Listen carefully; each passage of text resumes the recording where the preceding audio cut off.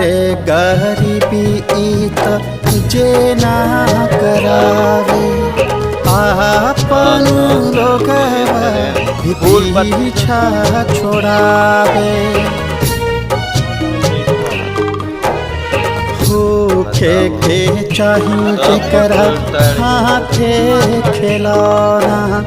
ओकरा भइल आज बर्तन बझौना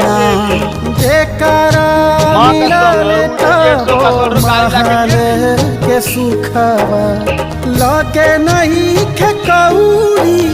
अधेला अधेला अधेला केहू नहीं जाने समैया के खेला